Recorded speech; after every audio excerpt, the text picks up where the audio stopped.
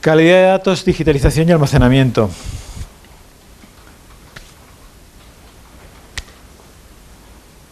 Básicamente esto es una reinterpretación del ciclo de vida de los datos que habéis visto con Katia esta mañana.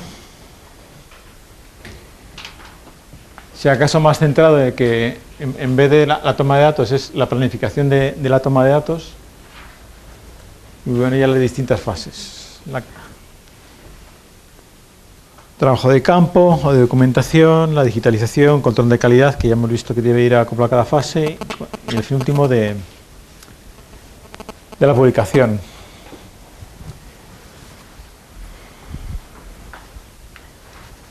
Bueno, sobre este tema podemos hablar o 2 minutos o 2 semanas.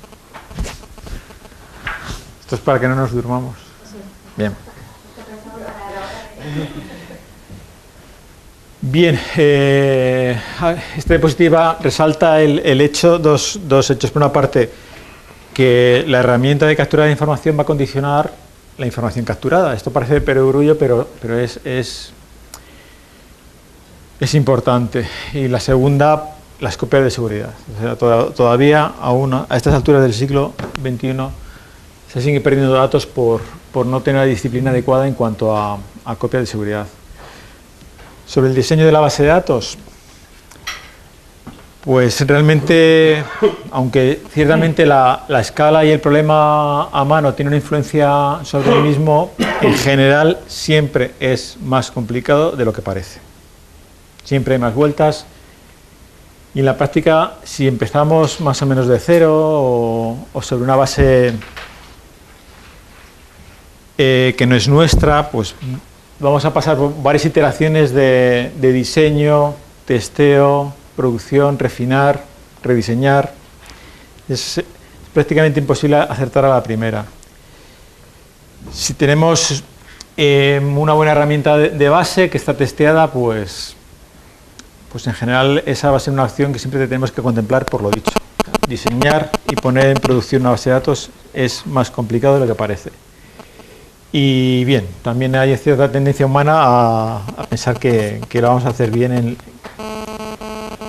con menos problemas.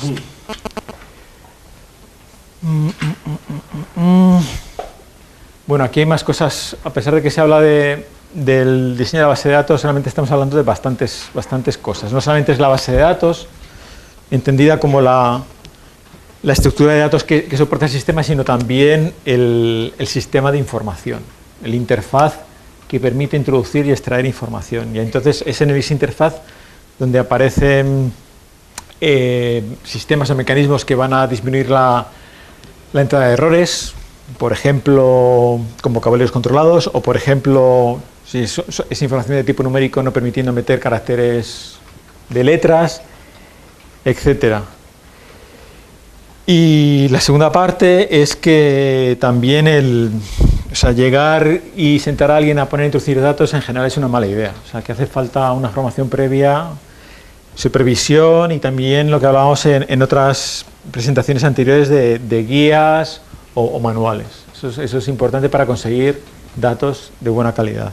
O sea, también ejemplos sobre cómo hacer las cosas, que generalmente es como más se aprende, pues los tenemos. Pero, por ejemplo, cuando yo me dedicaba a estos temas de supervisión de fichadores de datos, pues también una persona que trabajaba conmigo una vez me dijo: ¿qué cantidad de citas hay en este pueblo? Y el pueblo se llamaba Idem.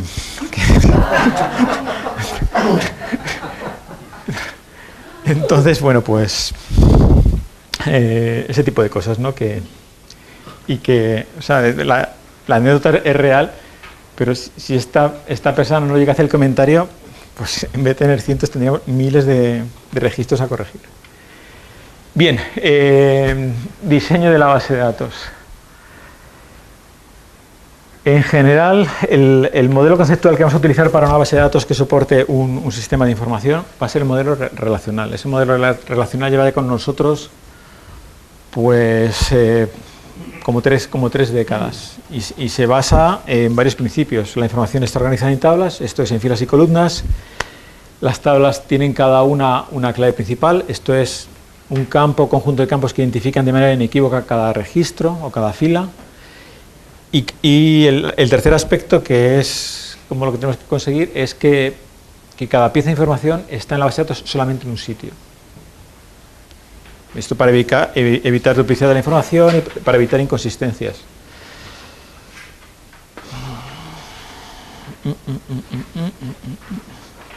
Bien. Y aquí vemos algún ejemplo de cómo se ve en la vida real lo del modelo relacional de base de datos, información en tablas. Esta es la pantalla de diseño, a estas alturas todo lo conocéis.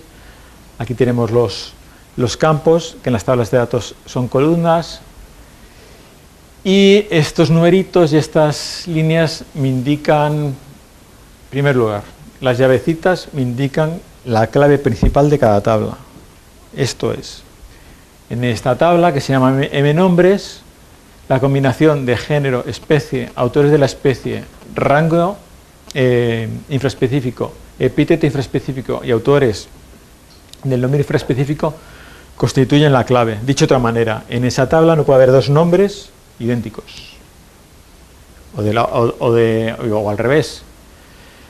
Cada ficha de esa tabla corresponde a un nombre y solamente a uno.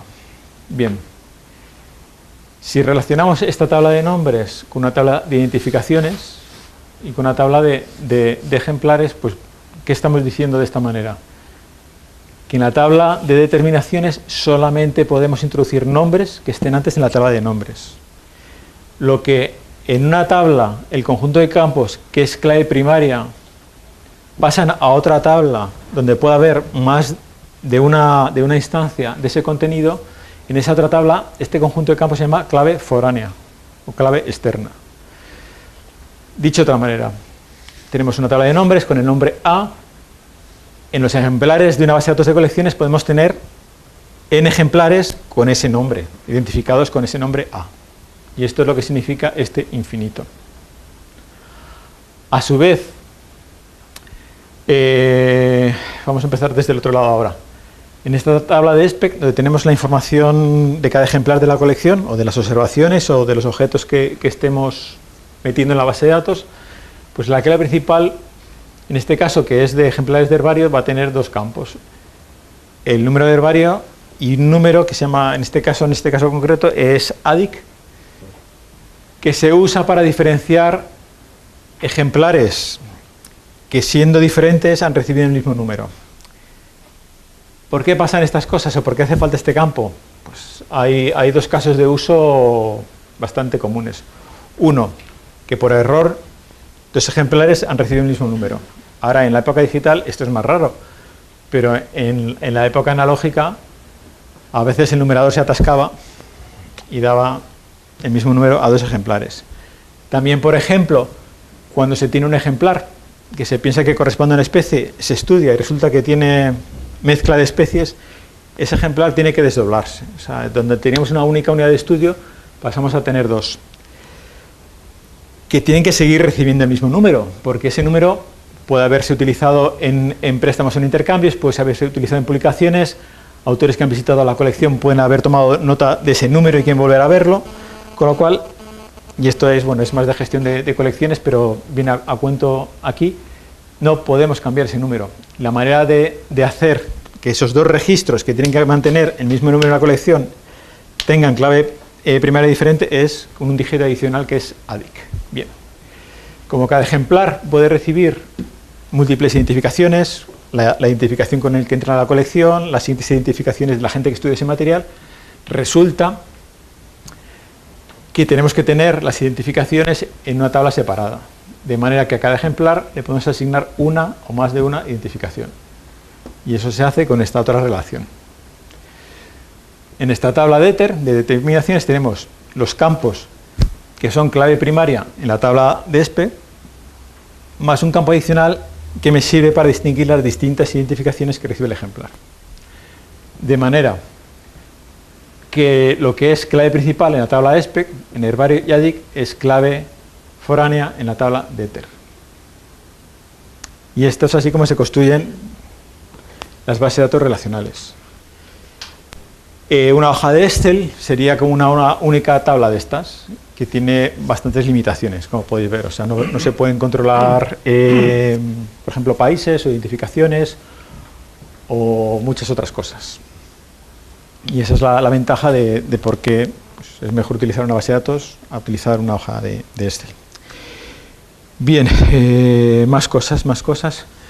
Que la información esté en un solo sitio de manera no redundante es lo que se llama normalización en bases de datos. La otra parte interesante a la hora de hacer bases de datos es que la información esté atomizada, o sea, de que tengamos un campo para el género, por ejemplo, un campo para el género, un campo para la especie, etcétera, y no tener un único campo para el nombre científico. Eso me va a dar mayor flexibilidad a la hora de utilizar la información y de buscarla. Bien. Todas estas cosas, por supuesto, influyen a la hora de que nuestra base de datos pues, sea más flexible, responda a lo que queremos de ella y también a otros usos que ni siquiera hemos previsto en el momento de diseñarla.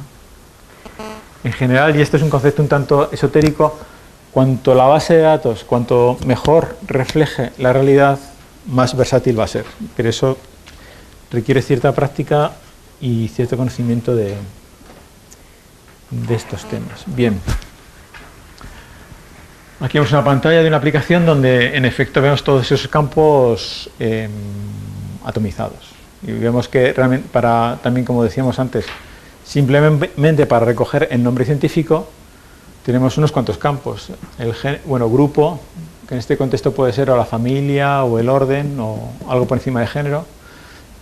Y además género, la especie, los autores de la especie, rango infraespecífico, si lo tenemos, autores del nombre infraespecífico, calificador de rango, ¿os acordáis? Si es un CF o si es un interrogante, si es un afín, un sensu lato, sensu stricto, ese tipo de cosas. Pues tenemos todos estos campos solamente para el nombre científico. Y además, en este ejemplo concreto, tenemos un campo para taxonomía, para decir, bueno, este nombre lo ha puesto este señor, el que va en Deter, siguiendo flora ibérica o fauna ibérica o la Mitchek. Eso sería solo una tabla dentro del Access. Claro, es una tabla, pero con unos cuantos vocabularios controlados que pueden estar a su vez en distintas tablas. Por ejemplo, o sea, esta es una tabla de identificaciones, pero tenemos la tabla de nombres que no me va a dejar meter un nombre que no esté en la tabla de nombres. O por ejemplo, puedo tener los valores aceptados para el equal en otra tabla y aquí no me va a dejar, que es un vocabulario controlado, no me va a dejar meter un valor que no esté en esa otra tabla. Lo mismo para el infranc. Lo mismo para las taxonomías. Yo tengo mi lista de taxonomías donde digo, vale, esta no la tengo en la colección, la meto y una vez le he metido en las taxonomías la puedo introducir aquí. O sea que efectivamente esto, estamos viendo una tabla de la base de datos, en concreto la que afecta a las determinaciones, pero por detrás hay un montón de tablas relacionadas. Y podéis decir, vale, pero entonces eso que estás diciendo de que cada información está en un sitio no es verdad. O sea, porque el nombre científico está en dos tablas, está en la tabla de nombres y está en la tabla de determinaciones. Pero internamente yo solamente puedo modificar esos nombres en la tabla de nombres. Y realmente internamente esos nombres solamente están en un sitio. Es más, si la base de datos está bien configurada, si por ejemplo Grimia resulta que me he confundido y que es con una M en vez de con dos M's, en la tabla de nombres, en el registro de Grimia, lo cambio ahí una sola vez y en la base de datos por detrás automáticamente me ha cambiado las decenas, las centenas, las miles de veces que tengo en la base de datos Grimia. Son actualizaciones en cascada, se llaman. Eso se indica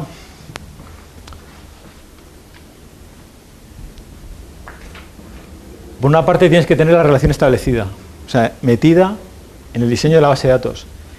Y por otra parte tienes que tener, en el caso concreto de Access, activada la opción de actualización en cascada. Que significa que cuando yo cambio algo aquí, lo cambia en todas las instancias de ahí. Si quiero cambiarlo aquí, no me va a dejar. Si quito la M de más en Grimia en Deter, me dice, no puedo, porque no hay un registro correspondiente en la tabla de nombres. Eso se llama integridad referencial y es claro, es un elemento muy importante a la hora de mantener los datos con facilidad y con calidad. Hay otra opción de las de Access, que es borrar en cascada. Esa es muy peligrosa. Si yo borro el registro del nombre aquí, me va a borrar todas las fichas de Detect de ese registro aquí. O sea, eso no conviene actualizarlo. No conviene. O sea, mejor no actualizar, no borrar en cascada, de manera que si tú borras un registro aquí te diga, no puedo borrarlo, porque tengo un montón de registros en Detect con ese contenido. También, o sea, eso... Control de desastres. Vale. Localidades. En localidades, aquí hablamos un poco del tema de la estandarización de la información y de información original frente a interpretada o normalizada. Aquí tenemos unas, bueno, todo este texto que encontramos en la etiqueta, pues se va desglosando una parte que va al campo país, o que se introduciera como el código ISO es, las provincias, que también hay un código ISO, hay un estándar ISO para las unidades administrativas de nivel por debajo de país, que es el ISO 31662, que sigue los estándares nacionales. En el caso de España, el ISO 31662 incluye todas las provincias, pero también todas las comunidades autónomas al mismo nivel. Cada una de estas entidades, a pesar de que en la realidad las provincias están subordinadas a las comunidades autónomas, en el ISO 31662 están todas al mismo nivel. Vale. Municipio a municipio, localidad al lugar concreto de donde es ese ejemplar, altitud y coordenadas, que en este caso son geográficas, con minutos y segundos, y también metemos el datum. Bien, y estos son aspectos que ya hemos tocado en presentaciones anteriores, que entonces no me voy a entretener mucho. Formación de personal, separación de tareas, testeos y feedback. Bien, este es un ejemplo también de control de error, que en este caso traído de la Conavia. O sea, cómo registrar la falta de información para distinguir de que la información estaba ausente en origen o que ha habido ahí algún problema a la hora de